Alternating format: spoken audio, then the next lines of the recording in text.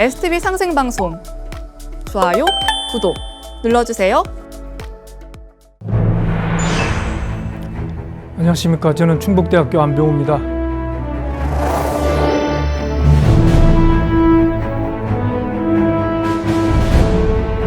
오늘은 환단고기 위서론 비판이라는 제목으로 최근 우리 사회에서 큰 이슈가 되고 있는 환단고기 위서론의 그 실체에 대해서 한번 말씀을 드려보겠습니다. 자, 최근에 지금 환단고기의 그 위서 논쟁이 굉장히 큰 이슈가 되고 있죠. 자, 그런데 최근에 보면 이 문제에 대해서 기존 그 강단 사학계에 많은 사람들이 아주 적극적으로 달려들면서 환단고기 위서론의 논쟁을 크게 불을 지피고 있는데요. 한국 고대사학회를 비롯해서 총 52개 역사학계에서 성명서를 낸 것을 여러분들이 아실 겁니다.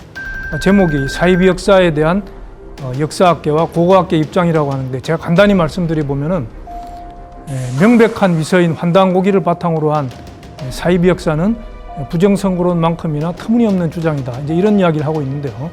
자, 명백한 위서라는 게 이제 문제가 되고요.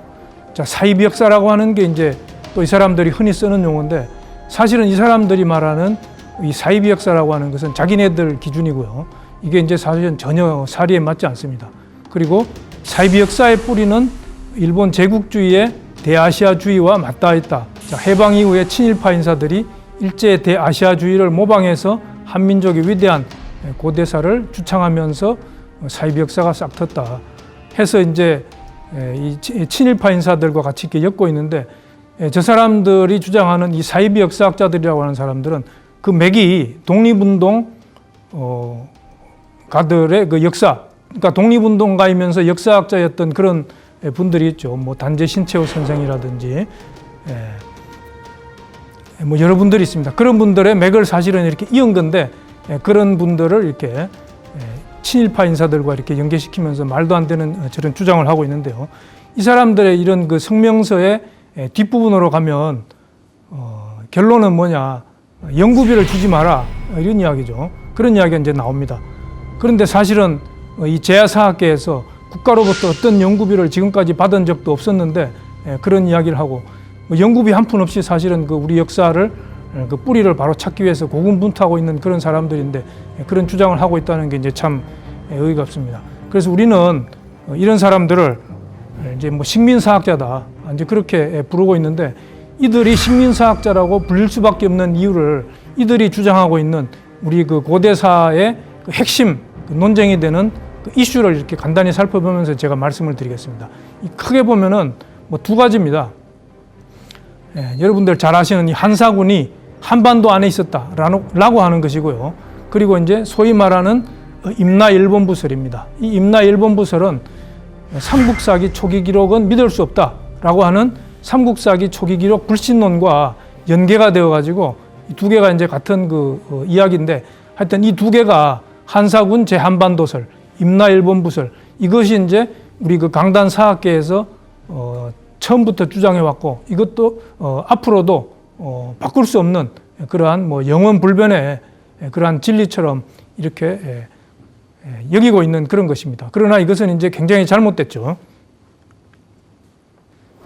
자, 한사군이 과연 한반도 북부에 있었나? 그러나 이제 한사군을 이야기하고 있는 중국 사서 어디에도 그러한 내용은 사실 없습니다. 그것은 이제 뭐 결론부터 말씀드리면 일제 식민사학자들이 그러한 주장을 한 것이고, 그것을 해방이 되고 난 뒤 지금 한 80년이 되었는데 지금까지 계속 그 주장을 되풀이하고 있기 때문에 이제 그런 이야기가 나오는 것이죠. 자, 이 태강지리지라고 하는 역사서가 있습니다.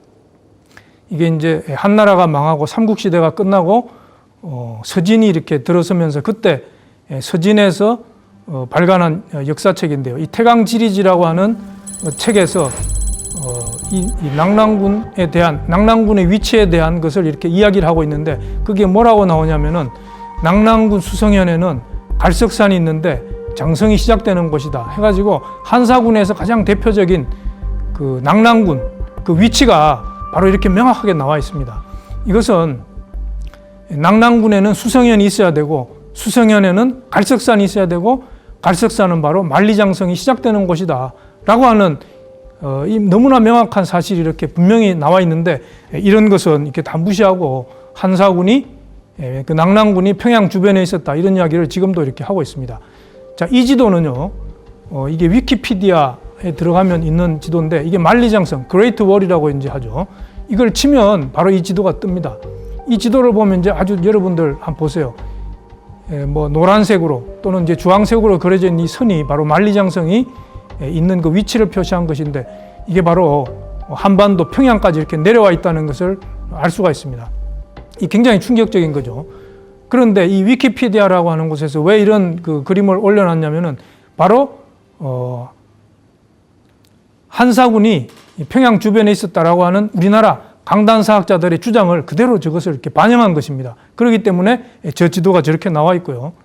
자, 그러한 그 이야기 때문에 우리나라 교과서에서도 지금 이러한 그 참 얼토당토하는 그림이 지금 돌고 있는데 바로 여러분들 보시면은 황해도 수안에 만리장성이 이렇게 쭉 중국에서부터 연장되어 가지고 내려와 있는 그런 그림을 이렇게 볼 수가 있습니다. 그러나 이제 실제로 만리장성은 이제 왼쪽에 보이듯이 중국의 그 산해관을 기점으로 해서 왼쪽으로 있는 저것이 이제 만리장성인데 우리나라 강단사학계에서 한반도 북부에 한사군이 있었다라고 하는 그런 이야기를 함으로써 만리장성을 저렇게까지 그려놓은 저런 지도가 이렇게 나오게 된 것인데요. 자, 이런 이야기가 나오게 된 근원을 한번 따져보면, 자, 바로 우리나라 강단사학계, 식민사학계의 그 태두라고 하는 두개 이병도 박사가 한 그러한 그 이야기 때문인데요. 바로 이렇게 수정한 한국 고대사 연구라고 하는 그 1985년도에 나온 책에 낙랑군고라고 하는 그 작은 그 논문이 있는데요. 거기에서 이런 이야기를 하고 있습니다.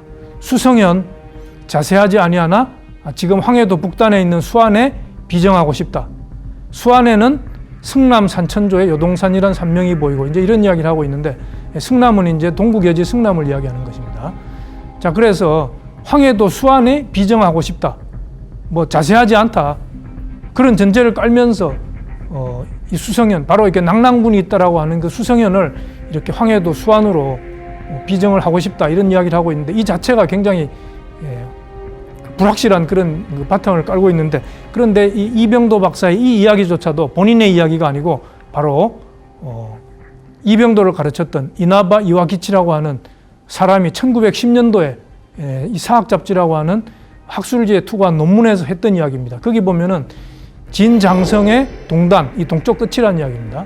동단이 지금의 조선 황해도 수안의 강령에서 일어나는 것은 의심할 바가 없다라고 한 이야기를 그대로 표절을 해서 한 것인데 이병도 박사가 한 그 이야기가 그냥 진실이 되어가지고 지금도 그대로 전혀 바뀌지 않고 교과서에 실려서 이것이 마치 변하지 않는 아주 그 진리인 것처럼 해서 교과서에 실리고 있다라고 하는 것을 이렇게 말씀을 드릴 수가 있습니다. 자, 그리고 이게 이제 대형 박물관 한국관에 있는 한국사의 연표인데요. 이게 이제 우리 그 국립중앙박물관이라든지 뭐 주요 박물관에 가서 보면 우리 고대사 코너에 가면 원삼국관이라고 있습니다. 원삼국관.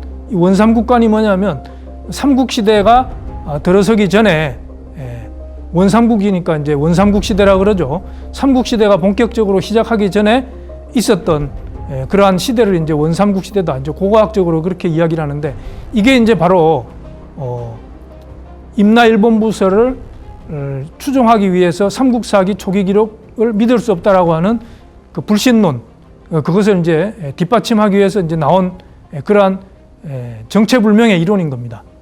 그러니까 백제가야 신라가 성립되기 전에 그 원삼국 시대 그러니까 이제 이게 언제냐면은 서기전 100년부터 서기 300년까지 이 시기가 우리는 뭐 역사가 이제 없었다 해서 이제 저 박물관에도 저렇게 비워져 있는데요.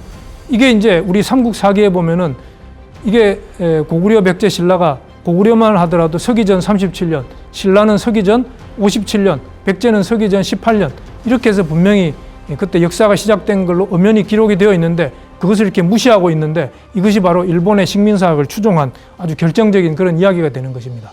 그래서 이 삼국사기 초기 기록 불신론은 바로 삼국사기에 나오는 초기의 기록들은 믿을 수가 없다. 그 왜 그러냐면은 임나 일본부가 있어서 한반도 남부를 200년간 이렇게 지배했다는 이야기가 일본 서기에 나오는데 그런 이야기가 삼국사기에는 전혀 안 나오기 때문에 삼국사기 초기 기록은 믿을 수가 없다라고 하는 것이 이제 일본 식민사학자들이 만들어낸 이야기고 그것을 한국 지금 사학계 학자들이 그대로 이렇게 따라가고 있는 것입니다. 이게 참 기가 막힐 노릇인데요.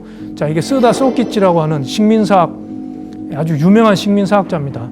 이 쓰다 소키치의 이런 주장으로부터 해가지고 오타료, 이마니시류를 거쳐서 이것이 확고한 정설인 것처럼 이렇게 되어 있는데 이게 다 거짓입니다.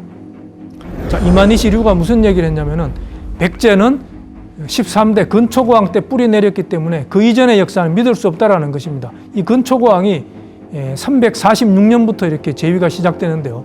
그 전 역사, 그러니까 350년, 60년 되는 역사가 이렇게 다 부정이 되고 있는 겁니다. 우리 국민들이 들으면 깜짝 놀라는 건데 이게 지금 우리 사학계에서 그것을 이렇게 그대로 이렇게 받아들이고 있습니다. 자, 그런데 이병도는 근초고왕은 너무 심하고 8대 고이왕 때부터 믿을 수 있다라고 해서 약간 이렇게 백제 역사를 이제 조금 더 앞으로 더 당겨놨는데 뭐 그게 크게 초기 역사를 부정하고 있는 것은 크게 다르지가 않습니다. 자, 그래서 이게 이제 교과서 뒤에 학생들이 배우는 교과서 뒤에 이제 부록으로 실려 있는데요. 보면은 이제 삼국사기 나와 있는 그 연표가 분명히 있습니다. 그래서 고구려는 서기전 37년부터 이렇게 시작이 되어가지고 668년에 망한 걸로 우리가 다 알고 있습니다. 그러나 이 도표에서 보듯이 초기 태조왕 이전까지는 연대 표시를 전혀 하지 않고 있습니다.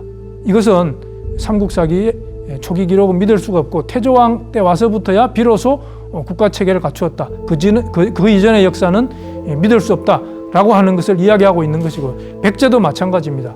234년부터 시작이 되는 고이왕 때부터 와서 연대 표시를 하고 있는 것을 우리가 볼 수가 있고요. 신라도 내물왕 때 와서 356년부터 연대 표시를 이렇게 하고 있습니다. 그 이전의 역사는 믿을 수 없다라고 하는 것을 아주 노골적으로 이렇게 드러내고 있는 것이죠. 이들이 어떻게 식민사학자가 아닌 것입니까?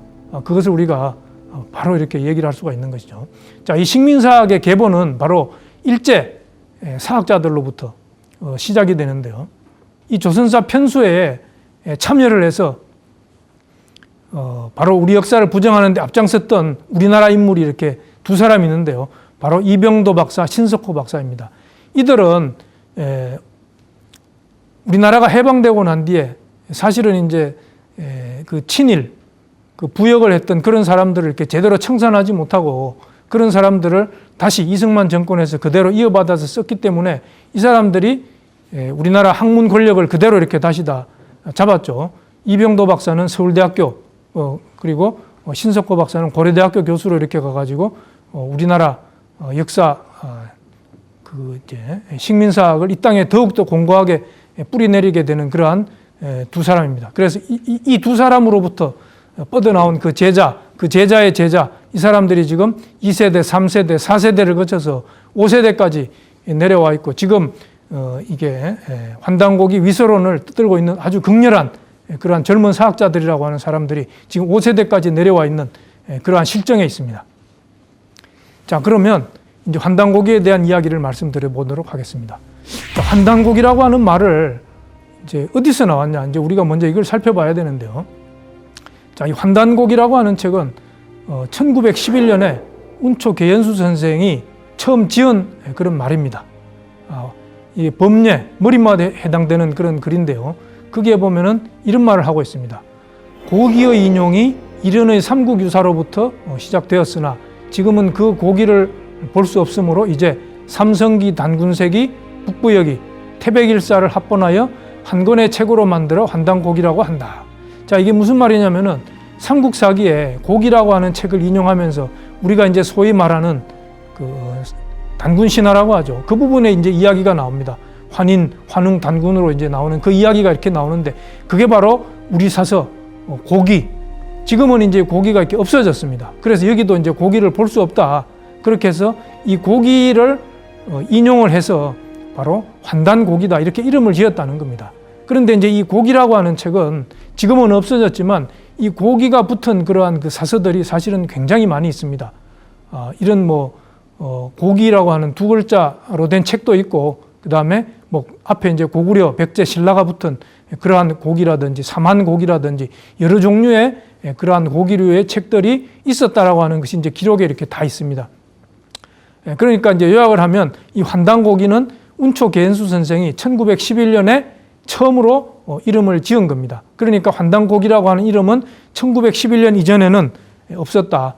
이제 그런 걸 이렇게 말씀을 드릴 수가 있고요. 자, 그럼 환단은 무슨 뜻이냐? 하늘의 광명을 환이라고 하고 땅의 광명을 단이라고 한다. 이것이 이제 태백일사 신시봉기에 나오는 얘기인데요. 그러니까 환단고기 하면 바로 하늘과 땅의 광명, 환단, 이 하늘과 땅의 광명을 체험하면서 살았던 이 환단 시대의 우리 조상들의 옛 이야기다. 이렇게 이제 정의를 할 수가 있습니다. 중국 사서는요, 이 고기라고 하는 이름이 붙은 사서가 없습니다. 그렇기 때문에 이 고기라고 하는, 이 환단고기라고 할 때 이 고기라고 하는 것은 정말로 소중한 사료인데, 이 환단고기는 믿을 수 없는 사서다 해가지고 뭐 황당고기다 이렇게 비하를 하고 그러는데, 그것은 굉장히 잘못된 우리 역사를 모독하는 그러한 것이라는 것을 우리가 바르게 이렇게 알 필요가 있습니다. 저도 이제 환단고기를 공부한 지가 사실 뭐 세월로 따지면 이렇게 꽤 오래됐습니다.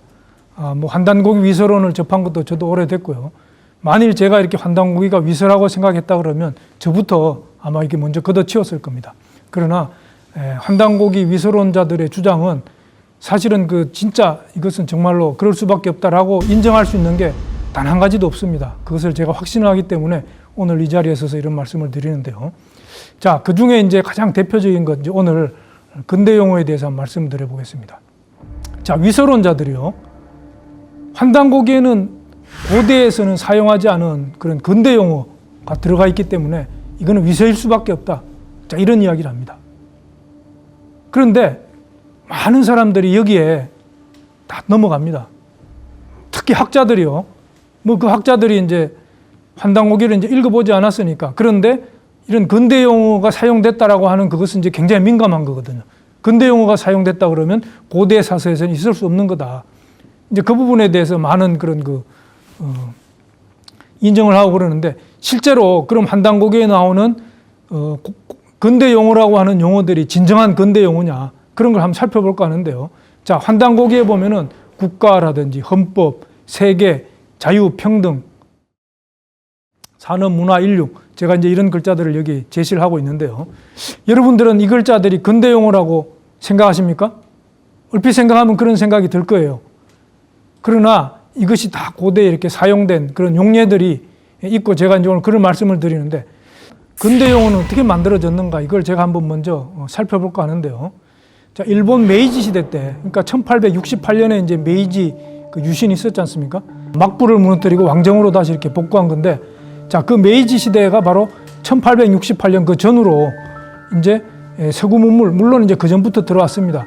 이제 이때 일본은 이제 근대화하기 위해서 큰 숙제가 있었는데, 그것이 뭐냐면은 바로 서구의 학문을 번역하는 작업이었습니다. 그러니까 이제 서구의 학문을 제대로 이해하기 위해서는 이 일본인들이 쓰는 그런 말로 번역하는 것이 굉장히 중요한 숙제였죠. 그렇기 때문에 이때 이제 서구의 언어를 한자말로 번역을 하면서 이제 근대 용어들이 많이 쏟아져 나오게 됩니다. 이때 이제 많은 활약을 했던 사람이 이제 니시아마네라고 하는 사람, 그리고 후쿠자와 유키치, 뭐 이런 사람들을 비롯해서 당시에 이제 지식인들이 이제 여럿 있었습니다. 자, 이들이 이제 대표적인 인사들인데요. 자, 이 근대 용어 중에서요, 과거에는 전혀 없던, 그러니까 이제 동양 문화권에서는 전혀 쓰지 않았던 그러한 언어들이 있었기 때문에 이것을 새롭게 만든 그러한 용어, 이걸 이제 신조어라고 그럽니다. 그러니까 이제 철학, 과학, 예술, 이성, 우리가 많이 알고 있는 뭐 이런 말들이죠. 지금 학술이나 기술, 이런 말도 마찬가지입니다. 뭐 사회라든지 민족이라든지 이런 말들은요, 과거에는 전혀 없었습니다. 이 동양인들은 이런 말을 쓰질 않았어요. 그런데 서구에서 들어온 학문이 이제 이런 말들이 있었던 거죠. 그래서 이걸 어떻게 번역할까 하다가 이제 새롭게 만든 말들이 바로 이런 말들이고요.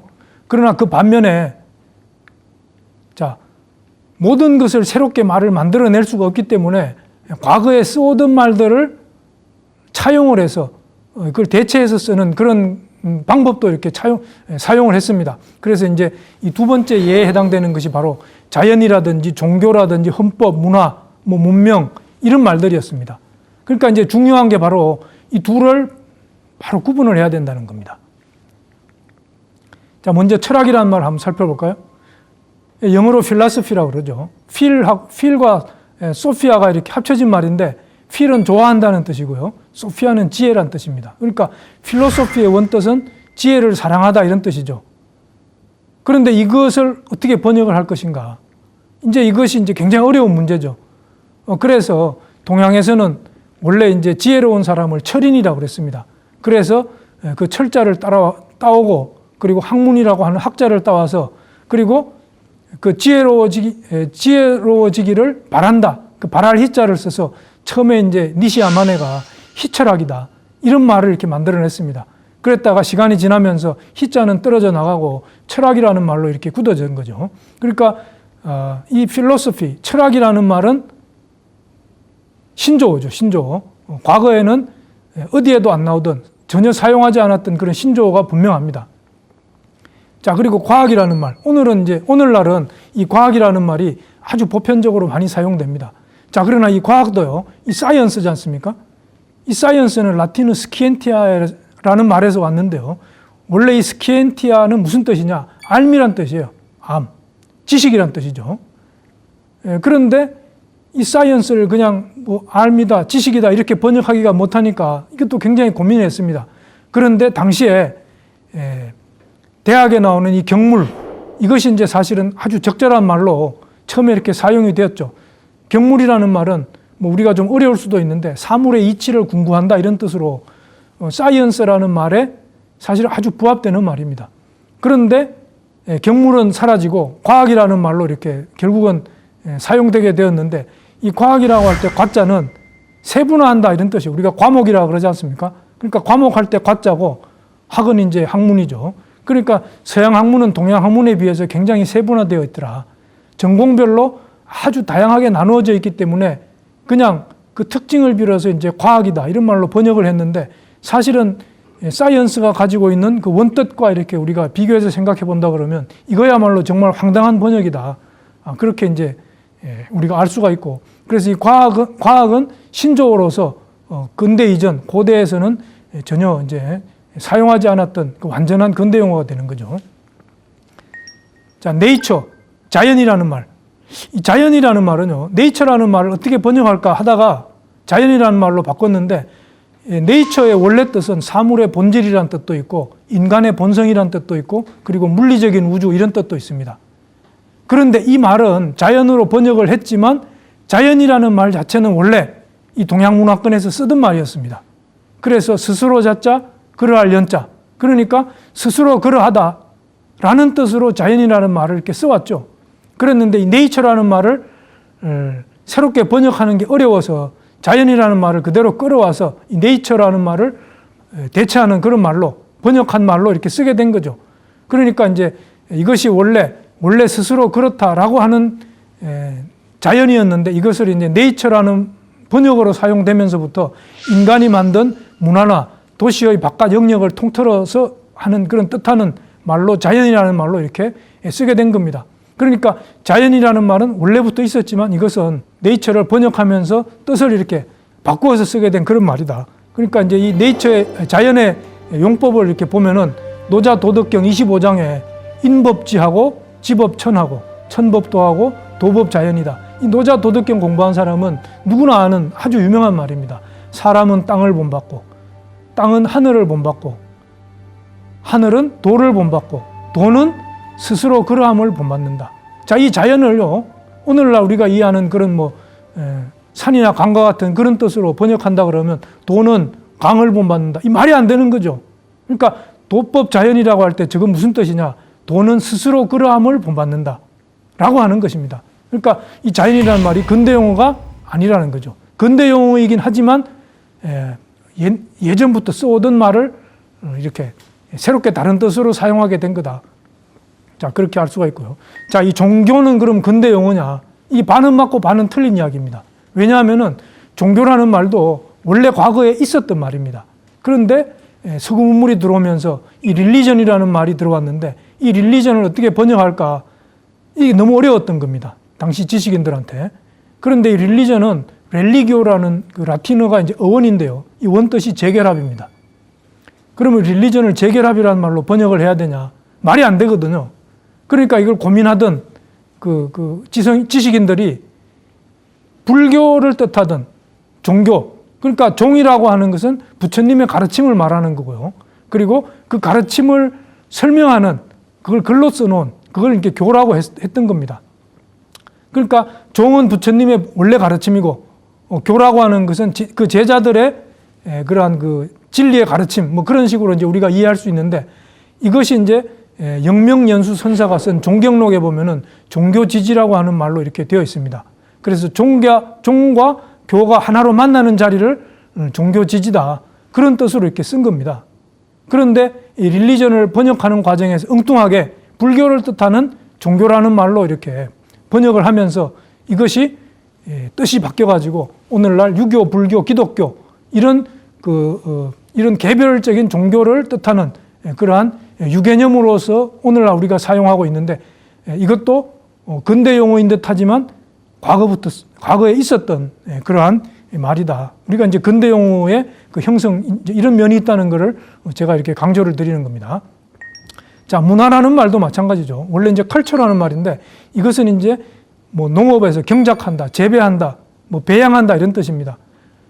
이런 뜻인데 이것을 이제 번역할 길이 없어서 근대 이전부터 이렇게 우리가 써왔던 문화라는 말을 빌려서 이렇게 번역을 한 겁니다.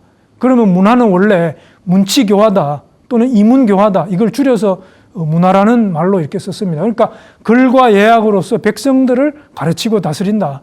문화의 원래 뜻은 그겁니다. 그러나 이것도 이제 컬처를 번역하면서 이제 오늘날 우리가 뭐 문화 이제 그런 뜻으로 의미가 좀 확장되면서 바뀐 거죠. 그러니까 이것도 순수한 근대 용어가 아니다. 그걸 우리가 바르게 알아야 되고요. 자, 그래서 환단고기에 보면 이런 말이 나오죠. 자, 권농상하시며 농업과 상은 이제 누에치기입니다. 그래서 농업과 누에치기를 권장하시고 설료 흥학하시니 료가 이제 학교라는 뜻입니다. 그래서 학교를 세우고 배움을 이렇게 크게 일으켰다 이 말이죠. 그래서 문화대진이다. 대진은 크게 나아간다는 뜻이고 문화니까 이거는 글로서 교화한다 이런 뜻이지 이게 우리가 오늘날 생각하는 그런 문화가 아닙니다. 문화가 크게 발전했다 그런 뜻으로 해석하면 안 되는 거죠. 자, 그리고 이 문화라는 용례가 설원에도 이렇게 나와 있습니다. 그래서 성인지치 천하야에 성인이 천하를 이렇게 다스림에 있어서 선문덕, 먼저 문덕으로 사고 후 무력이다. 나중에 무력을 쓴다. 범, 무지흥, 위, 불복이 하라.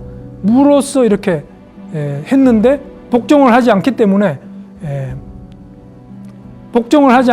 이제 무력을 쓴다. 이제 그런 말이죠. 그래서 문화, 불계, 연후에 가주하라. 글로서 교화를 해서 불계, 고쳐지지 않은 연후에 가주, 목을 벤다. 이런 뜻입니다. 그래서 문화라는 말이 옛날부터 저렇게 이제 써왔던 거죠. 그래서 글로서 백성들을 가르치고 다스린다. 이런 뜻으로 사용되어 왔던 겁니다. 그러니까 저것은 절대 순수한 근대 용어가 아니다.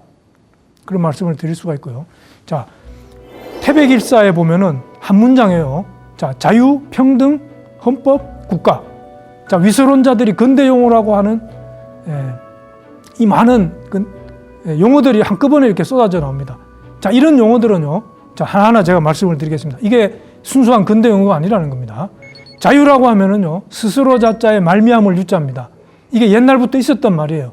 그래서 근대 이전에는 제멋대로 한다 이런 뜻도 있고 또 글자 그대로 스스로 말미암다. 글자 그대로 풀이하면 그런 뜻이죠.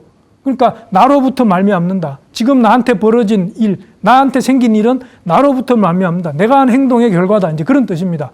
그런데 이제 서구에서 리버티라든지 프리덤 이런 말이 들어왔을 때 이것을 번역하는 과정에서 너무 어려우니까 자유라는 말을 갖다 끌어다 쓴 겁니다.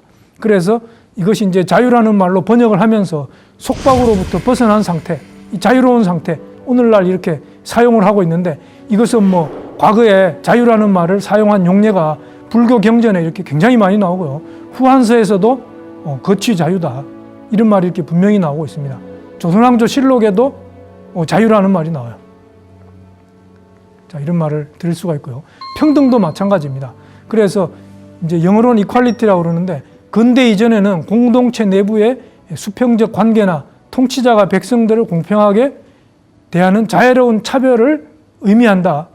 그랬다가 이것이 이제 이퀄리티를 번역하면서 쓰인 이 평등은 이제 천부인권으로서 모든 개인이 동등한 권리를 가진다 이런 뜻으로 이제 비슷하지만 약간 이렇게 바뀐 거죠. 그래서 이 평등도 불교 경전에 이제 주로 많이 나옵니다. 그러니까 이제 시법 평등, 무유 고하다. 이 법은 평등하다. 고르다 이 말이죠. 그래서 고하, 위와 높고 낮음이 없다. 이런 뜻이고요. 자, 그래서 이런 것들이 보편적으로 많이 사용되어 왔던 용어지 이게 이제 근대 용어가 아니다. 그런 말씀을 드릴 수가 있습니다. 자, 헌법 하면은 야, 이것은 정말 근대 용어가 아닌가 이렇게 생각할 수가 있죠. 자, 오늘날 이제 우리가 말하는 헌법은 영어의 constitution을 번역한 건데 이것도 전혀 없던 말을 번역한 게 아니고 옛날부터 써오던 헌법이라는 말을 번역한 겁니다. 그러니까 옛날에 원래 쓰던 헌법은 임금님의 법이다. 본보기가 되는 법이다. 이런 뜻으로 이렇게 사용되어 왔습니다. 그랬다가 이제 오늘날 국가의 어떤 통치 질서를 규정하기 때문에 모든 사람들이 따라야 되는 모든 법 위에서 가장 높은 최상의 법으로 이렇게 헌법을 쓰지만 사실은 이제 국어라는 책에서 상선벌가는 선한 행동에 대해서 상을 주고 간사한 행동에 대해서 벌을 내리는 것은 국지헌법이다. 나라의 큰 법이다. 이런 그 용례가 있습니다. 그리고 그 밑에도 헌법이 나오죠. 자치통감, 자치통감에 처음에 보정으로부터 이렇게 시작을 해가지고 공직을 그 다음에 나중에 재상까지 이렇게 이르렀는데 그때 이렇게 법을 잘 지켰다. 여기 말하는 헌법은요, 임금님이 만든 그러한 법입니다. 자, 그래서 태백일서 앞에서 말씀드렸던 그 문장을 제가 한번 볼게요. 성기자유하며. 자, 이게 무슨 뜻이냐면은 몸기자는 나라는 뜻입니다. 자유. 나로부터 말미암는다 그랬죠. 그래서 나를 이룬다라고 하는 것은 나를 완성하는 겁니다. 나를 완성하는 것은 자유다. 이게 자유롭게 뭘 한다. 오늘날 그런 뜻으로 해석하면은 저게 전혀 해석이 안 돼요. 나로 말미암아서 나의 완성을 이룬다. 그러니까 내 스스로 노력을 해서 나의 어떤 내면의 완성을 이룬다. 이제 그런 뜻이죠. 저것은 수행을 해가지고 내가 인간의 본래 어떤 그런 그 본성자리를 되찾고 회복한다. 이제 그런 뜻입니다. 계물평등하야. 여기 이제 평등이 나오는데요. 저것도 그냥 고르게 한다 이런 뜻이고 여기 보면 이제 계물이 이제 굉장히 어려운 말인데 저기 물은요 사실은 이제 우리가 만물이라고 하듯이 그 만물에는 사람도 이렇게 포함합니다. 우리가 만물의 영장이라고 그러잖아요. 그러니까 계물평등한다는 것은 사람을 포함해서 그런 만물이 가지고 있던 그 본래의 품성을 연다. 우리는 살면서 그것이 닫혀 있다. 그래서 우리가 돌을 닦으면서 그걸 열어야 된다. 고르게 모든 사람들을 고르게 열어주어라. 이제 그런 뜻이죠. 그러니까 저것은 굉장히 철학적으로 깊은 그런 뜻을 이렇게 담고 있는 것인데 저런 것을 사실 우리가 한단고기를 보면서 연구를 해야 되는 것이죠. 자, 그런 걸 안 하고 이제 저런 사소한 걸 가지고 이렇게 시비를 자꾸 이렇게 거는 것은 아주 잘못된 것이다. 그래서 이천하 자임하며 당존 국통하며 음수헌법. 저기도 헌법도요. 저게 이제 임금님의 법입니다. 이 말을 누가 했냐면은 바로 3세 가륵단군께서 내린 그러한 그 뭐라 그럽니까? 임금님의 조서에 저게 나오는 겁니다. 그러니까 저기서 말하는 헌법은 임금님이 만든 법이라는 거죠. 세계라는 말도 근대 용어라고 자꾸 우기는데 이게 전혀 그렇지가 않습니다. 자, 태백일사에 보면은 삼신이 유 인출 만물하시며 삼신이 있어서 만물을 이렇게 낳아주시며 이런 뜻이죠. 통치 전 세계지 무량진흥하사. 통치 전 세계지 무량진흥. 전 세계의 무량한 지능을 가지고 뭘 통치하냐? 만물을 통치한다는 거예요. 그럼 여기서 말하는 세계는 고문헌에서는요, 온 세상 천하 이 우주를 이렇게 얘기한 겁니다. 그러면 저 삼신이라고 하는 것은 저기서 절대자 하느님을 이야기하는 거죠. 우리 조상님들이 믿었던 하느님을 이제 삼신이라고 그러는데요.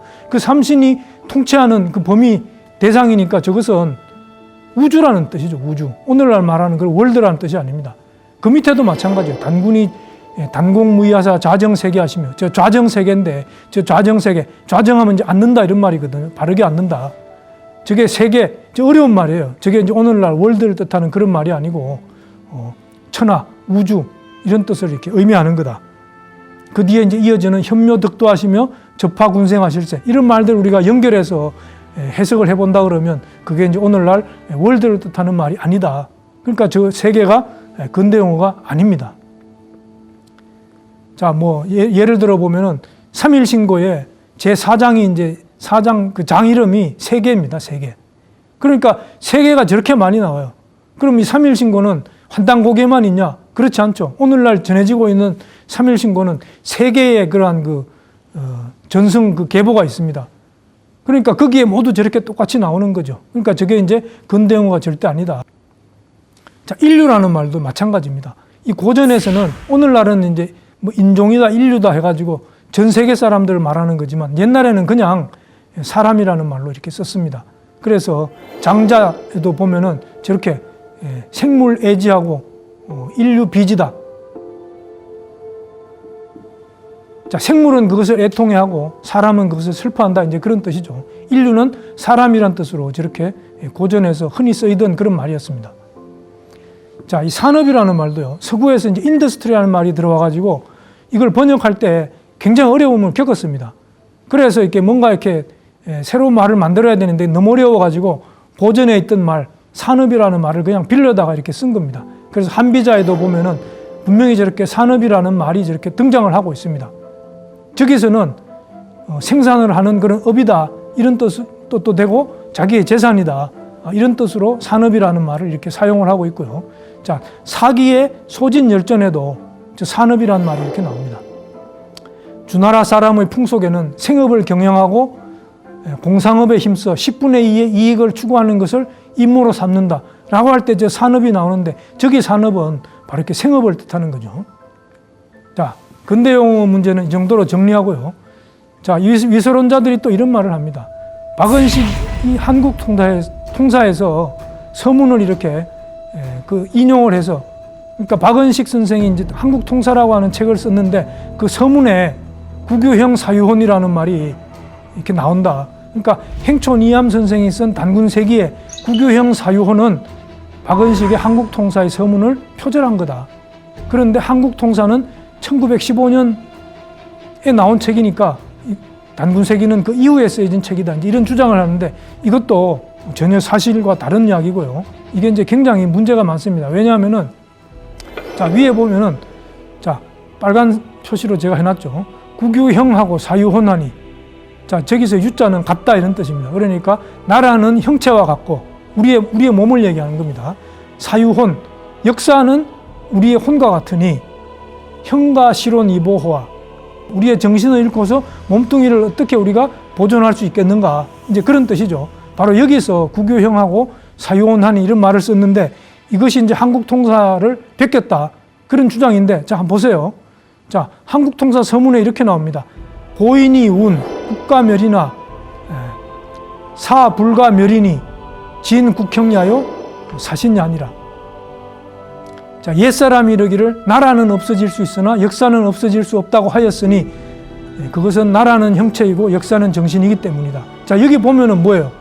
국형야요 사신야다. 뭐 표현도 이제 똑같진 않지만 맨 앞에 옛사람이 이르기를. 저 옛사람은 누구겠습니까? 행촌 이암 선생이겠죠.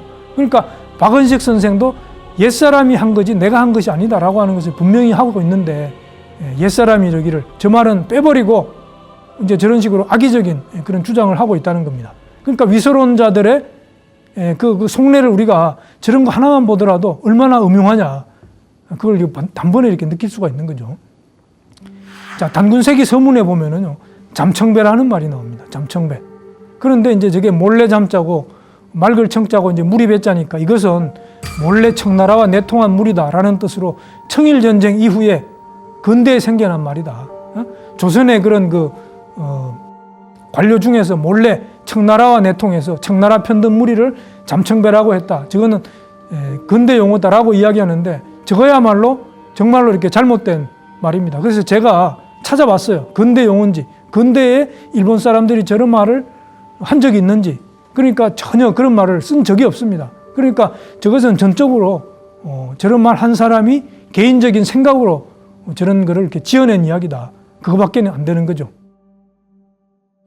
자, 단군세기 서문에 나오는 말입니다. 그래서 잠청배는 결론적으로 그 당시 이제 고려를 원나라에 이렇게 하나의 그 성으로 복속시키고 고려라는 국호도 폐지해야 된다. 그런 주장을 한 사람이 있습니다. 바로 오잠과 유청신인데, 그래서 그 오잠과 유청신과 같은 이러한 간신배들을 이렇게 물리쳐야 된다. 나라를 잘 지켜야 된다 하면서 행촌 이암 선생이 이제 저기서 오잠과 유청신을 줄여서 잠청배라고 이렇게 썼던 말입니다. 그러니까 저 잠청배, 저 역사를 잘 모르고 그런 얼토당토하는 그런 주장을 이렇게 했다는 거죠.